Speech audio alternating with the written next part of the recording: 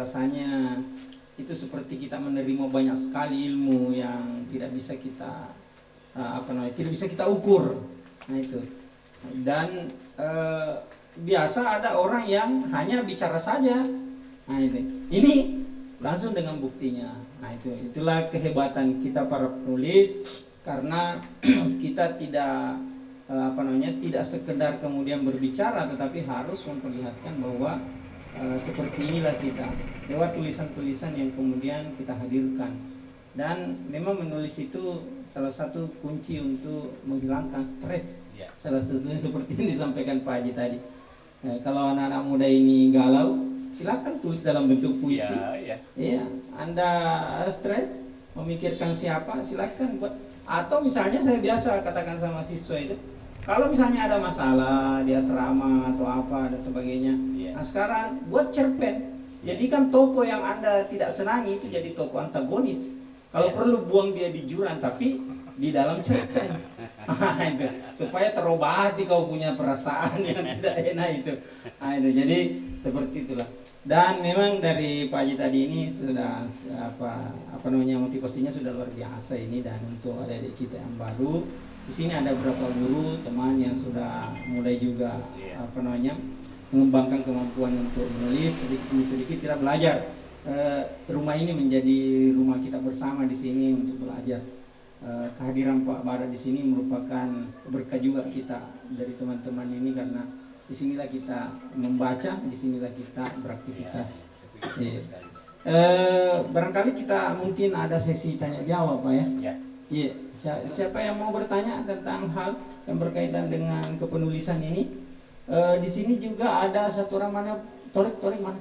Oh ya, ini ada Torik Bintang. Beliau ini sudah sering menulis di surat kabar. Ya. Jadi alhamdulillah mungkin dia sudah paham gaya selingkungnya. Dia sudah ini, karena saya lihat tulisannya lancar-lancar saja baca ya. Itu. Alhamdulillah kita sudah lolos seleksi. Jadi setiap memasukkan dia masuk. Nah ini juga menjadi bahan dari teman-teman dan motivasi untuk adik-adik kita di sini. Barangkali ada yang ingin bertanya? Oh ya, silakan. Ini ada mic. Warahmatullahi wabarakatuh. Terima kasih atas kesempatan yang diberikan. Pertanyaan saya, nama saya Rosmia. Pertanyaan saya, apa trik-triknya supaya seorang penulis pemula bisa cerpennya diterima di suatu majalah atau surat kabar? Terima kasih. Ya. Masih ada lagi? Kita tambah satu atau dua? Ada tambahan? Ada yang mau bertanya? Ya. Menyuarakan suara hatinya. Masih ada yang mau menjadi penulis? Ini rata-rata mereka mungkin menjadi penulis pemula ini. Ini dari mahasiswa. Iya. Nah, ini kalau mahasiswa, kalau mau hebat dalam skripsi atau makalah, Pak Haji ya, menulis. Ya. Dan itu menulis tidak ada matinya. Pak Haji saja sudah berumur sekian masih. Never ending, tidak ada. Never akhir ya. Oke, masih ada? Tidak lagi? Oh ada dari Pak. Ya. Silakan. Silakan Pak.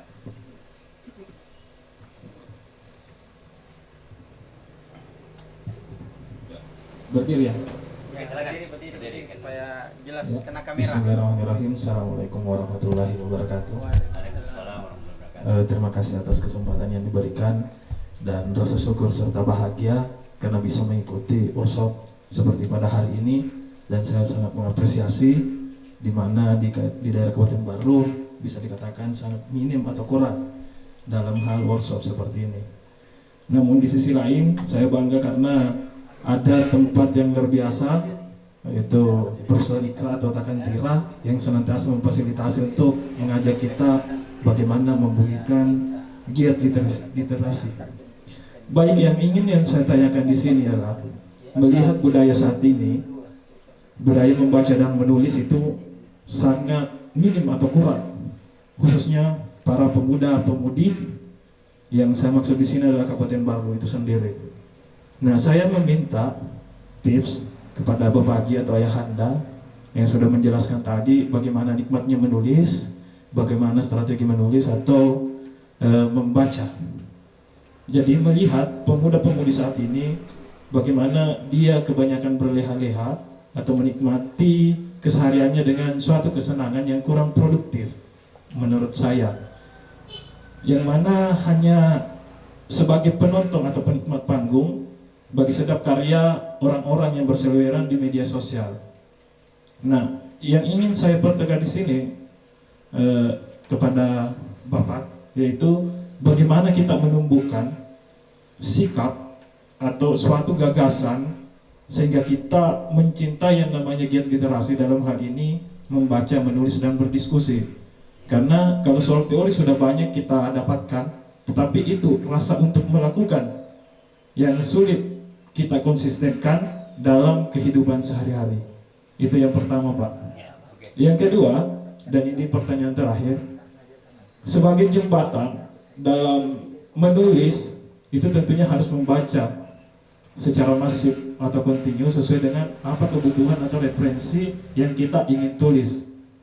Namun di sisi lain, yang menjadi persoalan ketika kita ini mau menulis, yang sangat sulit itu untuk memulai karena takut salah atau keliru atau terdapat kritikan seperti tadi yang disampaikan.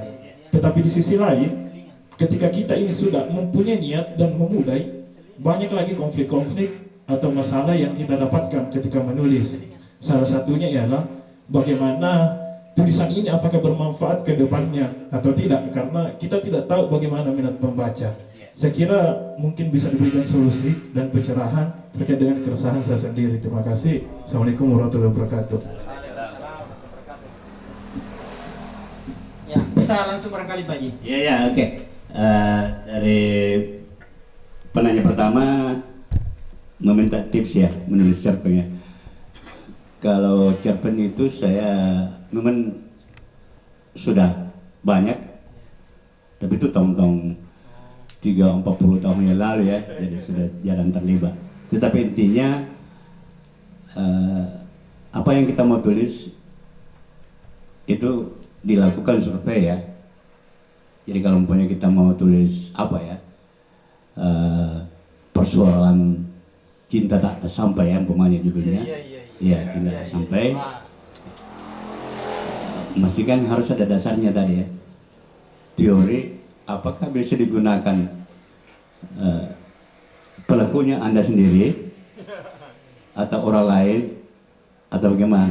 Kalau saya biasa orang lain menjadi diri saya, itu satu ya. Jadi orang lain yang menjadi diri kita sendiri. Jadi ketika orang membaca pasti merasa, oh itu pengalaman saya. Padahal memang yang kita ambil pengalamannya ya, karena kita menggunakan. Jadi stylenya tentu paham apakah aku atau dia. Jadi itu yang kedua. Jadi style kita harus paham betul apakah aku betul aku atau dia. Ya itu dipahami. Saya kira nanti ditambahkan Pak ahlinya nanti ya. Karena itu. Yang ketiga, kita harus tahu apa yang mau ditulis. Jadi ada unsur visibilitas tulisan itu betul-betul bagaimanapun diputar kemana ke penjuru arahnya itu pasti kita bisa buat. Tetapi kalau tidak kuat dalam konsistensi grantorinya juga itu juga susah. Jadi menulislah apa yang bisa ditulis. Jangan pernah menulis kalau tidak bisa ditulis ya. Jadi berarti kan tidak ada unsur visibilitasnya. Itu bisa memberikan peluang untuk membaca apa maunya satu surat kabar. Jadi baca dulu itu cerpen-cerpennya Pak Ajar atau cerpennya surat kabar lain. Bagaimana dia memulai? Ya itu ya. Kalau dulu waktu saya begitu. Dipelajari selingkun surat kabar dan yang utama di akhir apa. Jadi penutup itu jangan melebar ya. Jadi pokoknya pembaca membaca kita tutup saja. Nah, itu namanya bentuk spiral ya namanya. Saya lebih senang spiral karena apa keuntungannya? Kita punya penceritaan itu konsisten. Yang kedua tidak banyak menggunakan kata, tidak boros kata ya. Jadi yang terakhir praktek ya, praktek. Pokoknya muncul dalam pikiran tulis ya. Jangan pernah berpikir bahwa tulisan saya jelek. Iya. Kalau itu diutamakan, didahulukan, itu yang namanya bingung-bingung ya. Orang mengatakan, saya mulai menulis, jangan-jangan tidak bagus ya dan sebagainya. Itu berlaku untuk semua tulisan, sama juga tulisan artikel apa dan sebagainya. Yang penting visibilitasnya ada, kita punya dasar yang kuat, kemudian kita bisa menyelami apa keinginan pembaca. Itu intinya ya, sekadar begitu. Terus yang di belakang, konsep menjadi penulis itu tidak, itu berproses ya, berproses. Kalau saya dari dulu sampai sekarang itu saya menjadi konsisten diri saya, jadi konsisten ya, melalui konsep diri. Saya harus bisa mengalahkan orang lain, saya harus dikenal, saya harus ini, saya harus ini. Intinya adalah self confidence. Kalau seseorang itu kuat konsep dirinya, insya Allah itu tidak susah. Karena bagaimanapun situasi digoyang, artinya bumi ini bergoyang, kalau kita punya konsistensi, self confidence itu kepercayaan diri, itu tidak akan pernah. Dan itu salah satu modal menulis. Karena kita selalu mau ya. Nah itu yang perlu ditemukan, mau pokoknya menulis kalau menurut saya itu never ending ya, tidak pernah berhenti Pak. Jadi katakanlah air, kita mau arahkan air kemana? Mau dikasih, yang penting jangan kasih belok naik, kan susah juga ya. Karena itu bisa saja tapi prosesnya panjang. Jadi pertama kuasai dulu dirinya ya, kalau menurut saya. Kemudian jadi self confidence, kemudian yang kedua habitual action, kebiasaan ya. Pupuklah kebiasaan. Jadi tagline pemerintah itu kan kerja ya. Sama juga latihan. Kemudian dalam proses itu telaah. Jadi tulisan saya kemarin itu kurang bagus, meskipun terbit ya, tapi monoton ya. Nah, kemudian jagalah integritas tulisan itu dengan mengutamakan kebaruan. Harus ada novelty-nya setiap tulisan, apakah artikel media massa atau apa, itu selalu unsur kebaruan. Bagaimana mendapatkan kebaruan? Harus membaca hasil-hasil tulisan orang lain yang sama dengan kita, supaya yang terjadi kesamaan. Jangan-jangan kita itu membuat tulisan parafrase saja ya, tulisannya orang kita parafrase menjadi tulisan kita ya. Jadi tidak kelihatan unsur kebaruannya. Setelah itu akan terbangun integritas kita ya. Jadi itu yang saya kembangkan dan itu sampai sekarang tidak pernah pupus. Dan terakhir, kalau kita mau lebih eksis lagi, teman sebaya harus ada. Jadi manfaatkan teman sebaya yang sekemauan kita. Tapi jangan tidak semua teman sebaya itu adalah teman. Tapi teman yang memang sepikiran dengan kita. Jadi itu bagus, itu terbangun. Dan kita saling membangun ide yang ada di dalamnya, sehingga apa yang kita kurang terlihat di halnya begitu. Tapi itu sangat kurang penulis yang mau begitu ya. Saya menulis punya 2 halaman, saya kasih Pak. Kalau orang yang tidak kuat integritas dirinya, tidak mau itu, karena tidak mau diketahui kekurangannya ya. Nah itu, jadi kalau saya tidak, tetap saya pakai grup. Setiap saya menulis, coba baca dulu gimana, di mana kurangnya itu. Kalau apalagi kalau sudah kabarkan sedikit saja 750 kata. Tapi kalau artikel juga begitu. Jadi banyak hal yang perlu kita lakukan sampai kepada pelamenannya surat kabar atau artikel ya. Karena menulis itu adalah proses ya. Itu tidak akan pernah terjadi sebuah tulisan kalau tidak diproses. Dan proses terbangun dengan adanya kreativitas, inovasi, dan ditunjang oleh nawaitunya. Tidak pernah terpisahkan nawaitunya seseorang itu, karena jika nawetunya tidak jelas, pasti juga tidak jelas. Kalau nawetunya bagus, pasti hasilnya juga bagus. Jadi innamal a'malu binniyat itu dipelihara itu dalam semua aspek kehidupan. Dan saya yakin karena saya sudah jalani ya, sudah prakteknya, dan ternyata itu benar, itu tidak salah itu. Kalau kita pelihara janji kita, pelihara niat kita dan sebagainya, insya Allah akan bagus itu. Sama juga menulis, kalau kita pelihara kualitasnya pasti bagus itu. Jadi kualitas jangan berulang 2 kali yang rendah, tetapi kualitasnya harus lebih bagus. Karena kita juga dijanjikan sebaik-baik kehidupan itu adalah jika hari ini kita jelek, besok harus bagus. Jangan hari ini jelek, besok juga jelek, berarti itu akan dilanggar oleh Allah itu, karena tidak mau berubah ya. Jadi paling terakhir harus kita bisa berubah. Dengan perkembangan zaman ini bisa membuat perilaku kita menjadi lebih bagus karena sumber-sumber informasi itu bagus, Pak. Saya kira itu ya. Ya, silakan dilaksanakan saja. Oke, saya kira begitu teman-teman sekalian. Jadi dari Bapak Haji tadi ini sudah memberikan satu trik bagaimana kita menulis cerpen. Nah, nanti akan diperkuat, insya Allah mungkin besok ada pembadak kita akan lanjutkan dengan penulisan cerpen dan mungkin kita langsung praktekkan. Baik, sebelum kita lanjutkan dari ada sepatah kata dari Pak Badak, ada yang menyumbang puisi. Nah, ini jadi komunitas kita ini Pak Haji adalah komunitas yang betul-betul heterogen di sini. Komunitas budaya kita di sini ada pembaca puisi, ada teman-teman juga sambil menulis, banyak yang membaca puisi. Di sini ada seniman pembaca puisi, masih senior kita. Ya. Sudah asal baru belum. Oh gitu. Oh. Ya, jadi kita pending dulu membaca puisinya. Nanti setelah azan ini hanya ada pengantar sedikit sebelum kita masuk pada istirahat. Oke, silakan saya berikan dulu pengantar, kasih pengantar.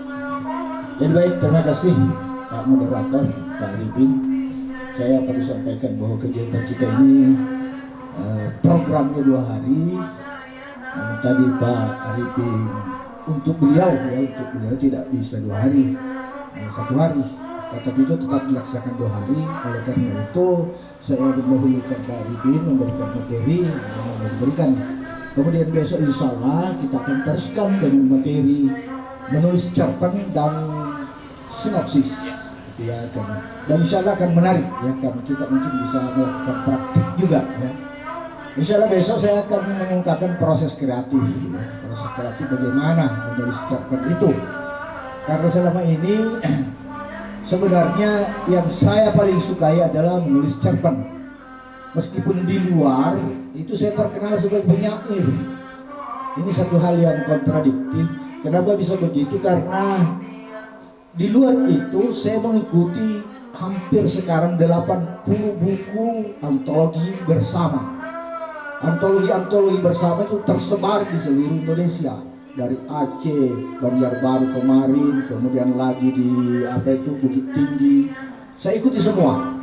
Dan bahkan ini perlu juga diketahui teman-teman, kami komunitas baru Pare-Pare akan menerbitkan sebuah antologi puisi, ya, muatan lokal, tapi penulisnya itu se-Indonesia. Sudah masuk dalam email saya, ada dari Banjarbaru, ada dari Solo, ada dari kemarin masuk itu ada sudah 10 orang mengirimkan puisinya. Kita sangat berharap sebenarnya penulis-penulis yang masuk di sini adalah penulis-penulis Sulawesi Selatan, tetapi itu tidak bisa ditolak karena sama dengan antologi-antologi lain, meskipun bermuatan lokal di sana, kita juga bisa menulis dengan membuka Google, mempelajari kebudayaan itu, kemudian menulis puisi. Nah, itu kita kirimkan ke sana, sehingga seperti saya katakan itu, saya lebih dikenal sebagai penyair di luar itu. Tetapi sebenarnya saya suka menulis esai dan cerpen.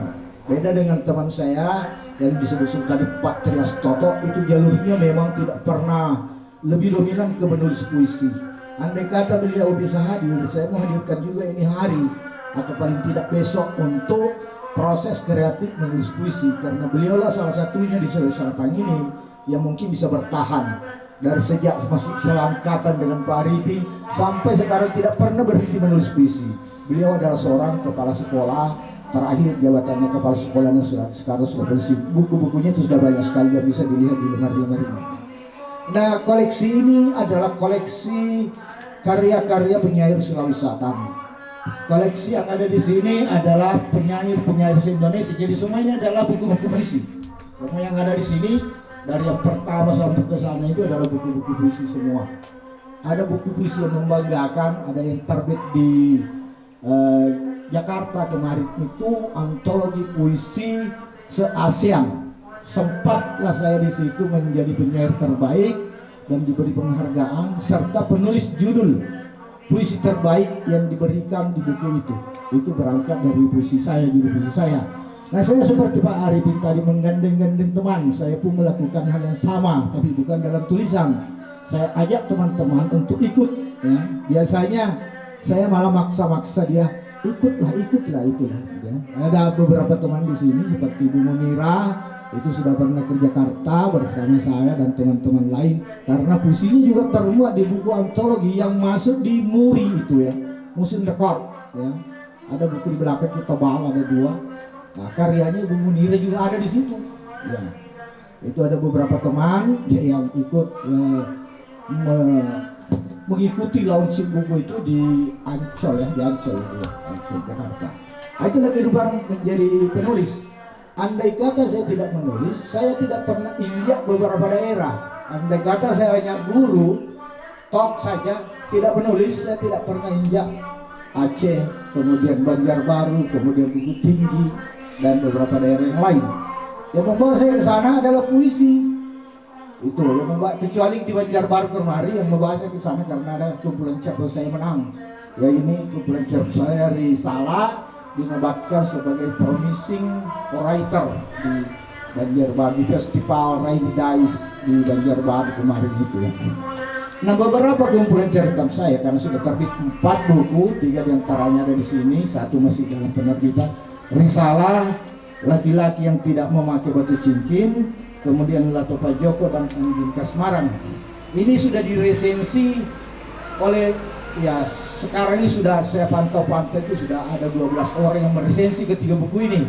Bahkan buku Laki-laki yang tidak memakai batu cincin dinobatkan sebagai salah satu buku sastra terbaik ya, versi Badan Standar Nasional Pendidikan.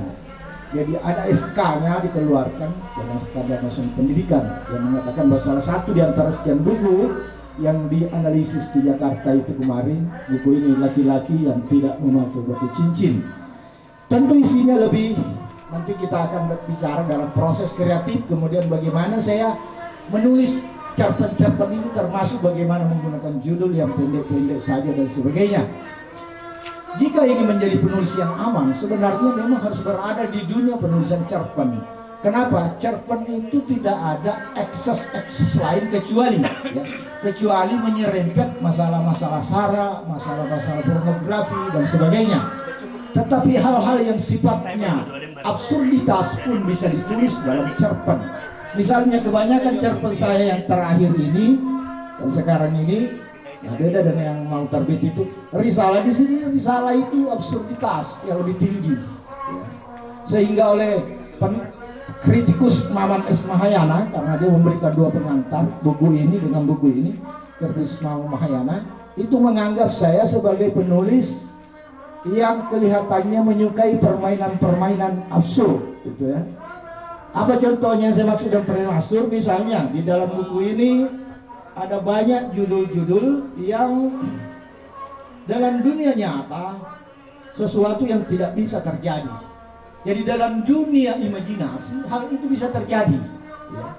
Jadi saya baru sampaikan bahwa ada 2 jalur penulisan cerpen, ya. Seperti yang disampaikan Pak Arifin tadi, boleh saja kita melakukan orientasi di lapangan, ya. Menulis aku dalam tanda petik serta pengalaman-pengalaman fenomenalnya dalam dunia nyata ini. Tetapi orang juga boleh menulis hal-hal yang sifatnya tidak pernah terjadi di dunia nyata. Itu yang disebut realitas imajiner. Realitas yang tidak pernah bisa terjadi tapi bisa terjadi. Nanti kalau bacaan teman-teman semua meningkat, misalnya sudah membaca bukunya Iwan Simatupang, itu ya. Iwan Simatupang itu adalah seorang penulis yang terkenal dan menjadi salah satu ikon penulis Indonesia yang menulis di luar dari realitas keseharian. Misalnya cerpennya yang berjudul Tegak Lurus dengan Langit, kemudian novelnya Kering, apalagi itu novelnya banyak sekali yang termasuk novel-novel absurd, inkonvensional. Atau kalau sudah membaca misalnya Dararto, itu akan masuk ke dunia-dunia absurditas tasawuf itu. Salah satu misalnya judul saya di sini misalnya dialog, adiba, laki-laki dalam sebuah lubang, laki-laki dalam sebuah sumur, laki-laki dalam kolong rumah, menunggu orang-orang terdiri. Itu semua hampir ya cerpen-cerpen absurd yang tidak bisa ditemukan dalam dunia nyata. Tetapi bukan satu kebohongan. Karena kapan kita membacanya kita merasa wajar-wajar saja. Itulah kemampuan untuk menulis. Jadi kemampuan itu didasarkan pada banyaknya kosakata yang kita ketahui, kemudian logika ya, unlogik, istilahnya unlogik ya. Logika yang tidak perlu berdasarkan kepada logika sehari-hari. Saya menamainya sebagai realitas kedua atau realitas imajiner. Jadi perlu dibayangkan bahwa kalau kita menulis apa yang terjadi sehari-hari, misalnya peristiwa perkuliahan, peristiwa pacaran, itu hal-hal yang sifatnya sehari-hari. Dan kalau itu misalnya ditulis, tidak apa-apa. Tetapi di zaman sekarang ini orang mencari sesuatu yang tidak pernah didapatkan lagi di dunia ini. Itulah imajinasi. Orang-orang barat justru mengembangkan apa yang dikatakan science fiction.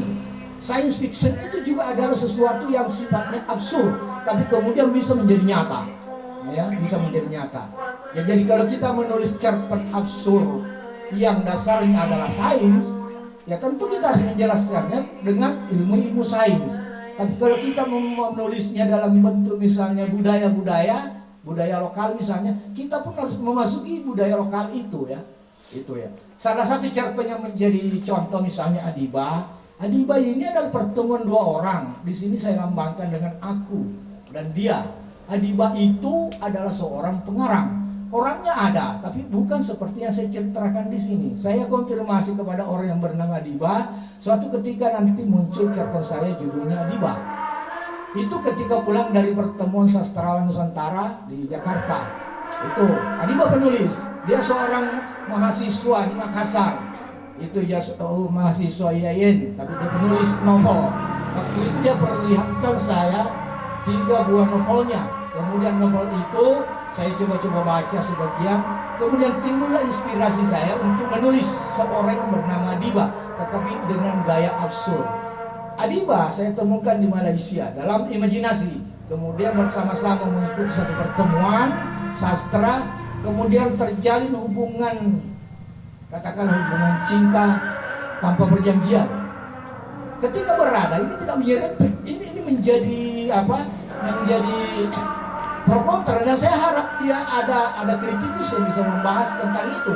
Tetapi sampai sekarang alhamdulillah mungkin karena sifatnya imajinatif, seperti juga misalnya cerpennya Ki Panji Kusmin yang mencoba menulis itu lagi makin mendung, yang pernah diperkarakan entah tahun berapa oleh Mui. Tapi saya tidak menyerempet ke sana. Yang saya mau katakan bahwa percintaan dilalui antara Adiba dan si aku ini memang ganjil.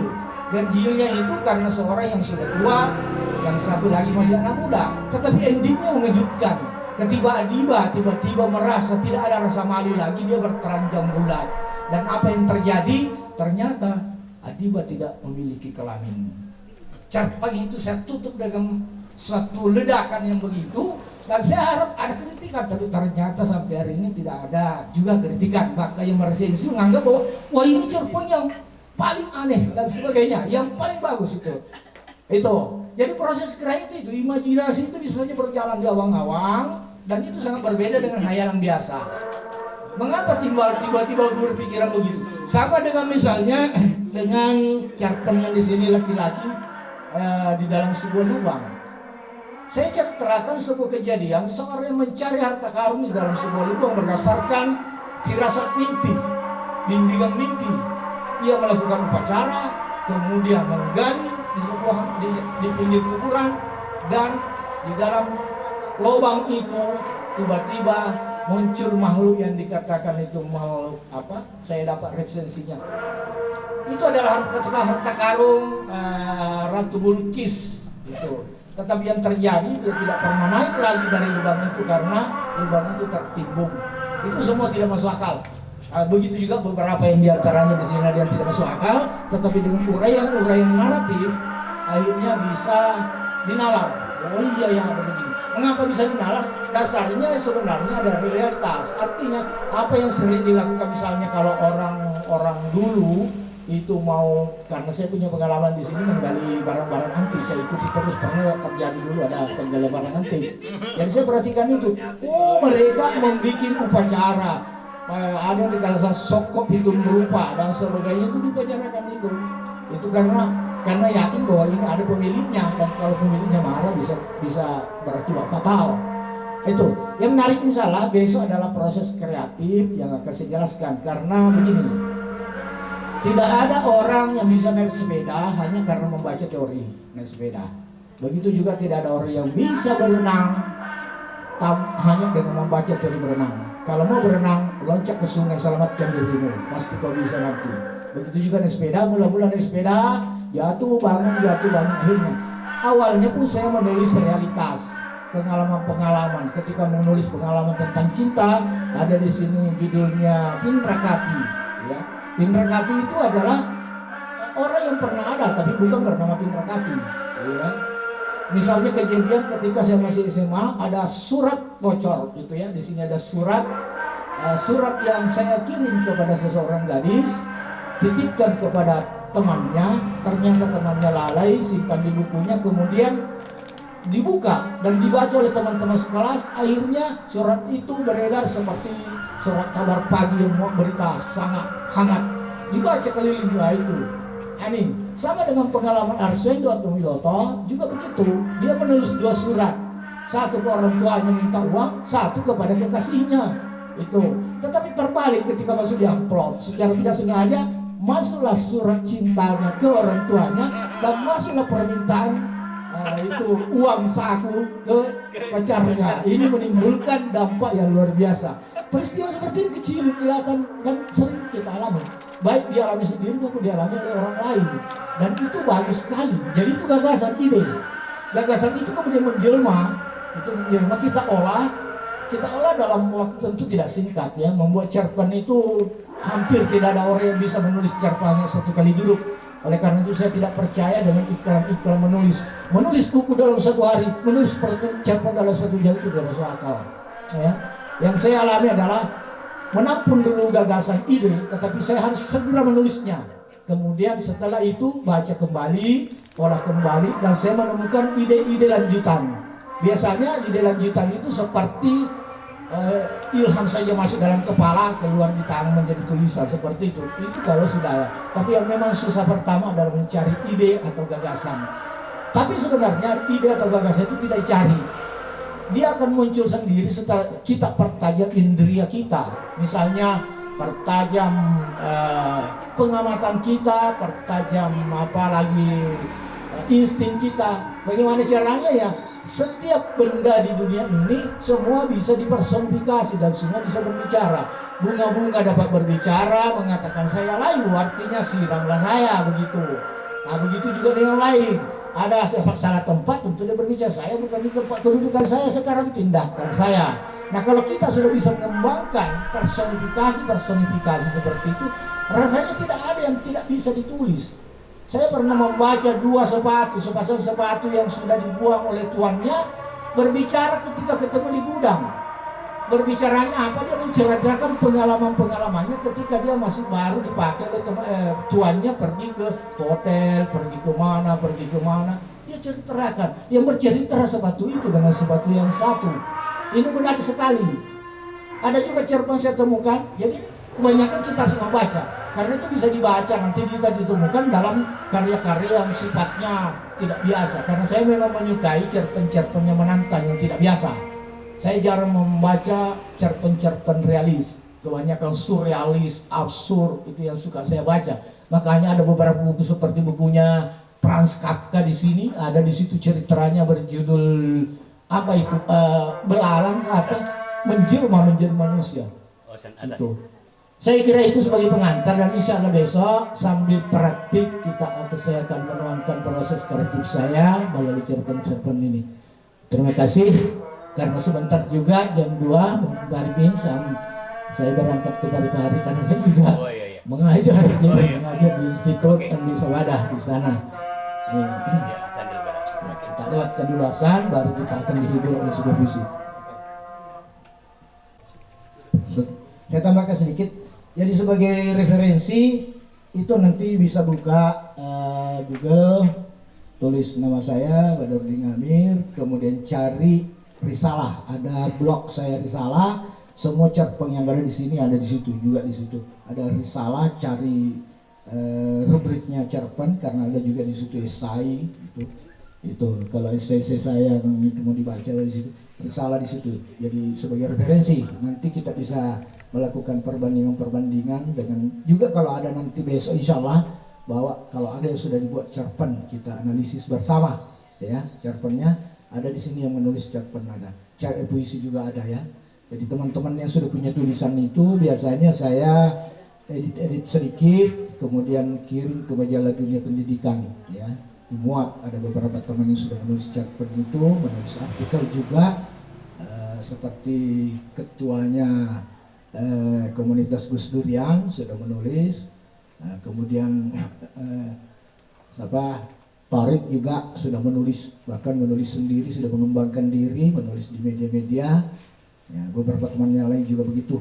Dan di sini ada antologi cerpen yang pernah puisi yang pernah terbit, memuat karya-karya teman-teman guru seperti Pak Basir, Pak siapa, ada banyak di sini mungkin yang Bu Nahda itu sudah menulis dalam antologi itu. Insya Allah, ya saya sudah bagikan emailnya untuk antologi yang kita akan bikin, jadi silakan ikut serta di situ. Saya kira itu saja sekadar penjelasan saja karena memang waktunya sudah selesai, sudah habis. Masih ada daftar hadir. Yang kedua, mohon tidak diekspos Pak ya karena ini kegiatan Tridharma ya. Iya, yang pertama. Yang kedua, saya minta peserta membuat kerjakan di rumahnya, yaitu membuat tulisan artikel media massa minimal 750 kata ya. Jadi temanya Anda yang menentukan. Sinopsisnya juga kalau ada satu contoh untuk bukti bahwa ini jalan Pak, karena ini harus ada pertanggungjawab keuangannya ini. Iya, ya jadi kalau selesai bisa dikirim ke WA saya. Jadi nomor ya atau lewat ke Pak Badrodin Amir. Nanti serahkan ke saya karena itu akan kita lampirkan di laporan pelaksanaan ini. Iya Pak. Betul-betulnya karena ini kegiatan lembaga sehingga semua apa yang kita lakukan, aktivitas yang kita lakukan itu harus masuk di laporan itu. Itu ya. Kemudian saya mau lagi serahkan pembeli ini Pak. Ya pembeli satu lemari ya satu. Ini Pak. Memang sekarang banyak buku yang tidak masuk lemari. Itu. Ada Pak. Sangat bersyukur. Iya. Oke. Iya. Kita tanda tangan mari. Jadi kalau Pak Dokter sudah pulang nanti kita ke warung. Kembali lemari. Seorang pembaca itu adalah seorang maklar sebenarnya, dari seorang penulis ke pendengar. Jadi dia maklar. Surat Cinta karya Wesley. Kutulis surat ini kala hujan gerimis, bagai bunyi tambur mainan anak-anak peri dunia yang gaib. Dan angin mendesah, mengeluh dan mendesah. Wahai Dinarti, aku cinta kepadamu. Kutulis surat ini kala langit menangis, dan 2 ekor belibis bercintaan dalam kolam, bagai 2 anak nakal, jenaka dan manis, mengibaskan ekor dan menggetarkan bulu-bulunya. Wahai Dinarti, kupinang kau menjadi istriku. Kaki-kaki hujan yang runcing menyentuhkan ujungnya di bumi. Kaki-kaki langit yang tegas bagai logam berat gemerlapan menumpuk ke muka dan takkan kunjung diundurkan. Selusin malaikat telah turun ketika hujan gerimis. Di muka kaca jendela mereka berkaca menonton kami untuk berpesta. Wahai Dinarti, dengan pakaian pengantingan anggun, bunga-bunga serta keris keramat yang aku ingin membimbingmu ke altar untuk dikawinkan. Aku melamarmu, kau tahu dari dulu. Tiada lebih baik dan tiada yang lebih buruk daripada yang lain. Penyair dari kehidupan sehari-hari, orang yang bermula dari kata yang bermula dari kehidupan, pikir dan rasa. Semangat kehidupan yang kuat, bagai berjuta-juta jarum alit menusuki kulit langit, kantong rezeki dan restu ingin. Lalu tumpahlah gerimis, angin dan cinta mendesah dalam gerimis. Semangat cintaku yang kuat bagai sebuah tangan gaib, menyebarkan seribu jaring, menyergap hatimu yang selalu tersenyum padaku. Engkau adalah putri duyung tamanangku, putri duyung dengan suara merdu lembut bagi angin laut, mendesah bagiku. Angin mendesah, selalu mendesah dengan ratap yang mardu. Engkau adalah putri duyung tergolek lemas, mengejapkan matanya yang indah dalam jaringku.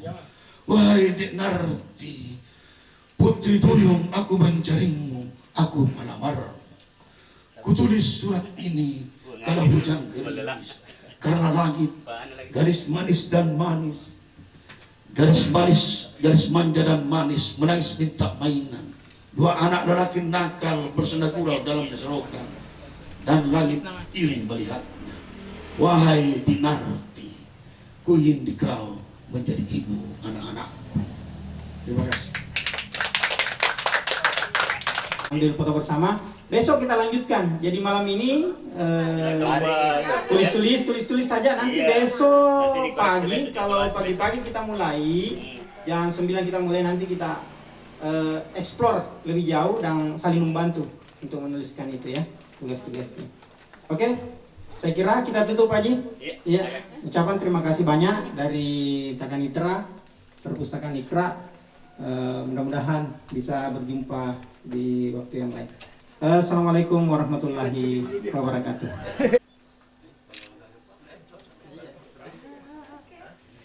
Oke, terima kasih banyak semua ya. Insyaallah kita ketemu lagi pada waktu yang lain. Insyaallah Pak. Yang jelas saya carikan dana terus ini di sini. Ya. Kalau ada yang mau terus ke UT ya silakan. Ya. Ada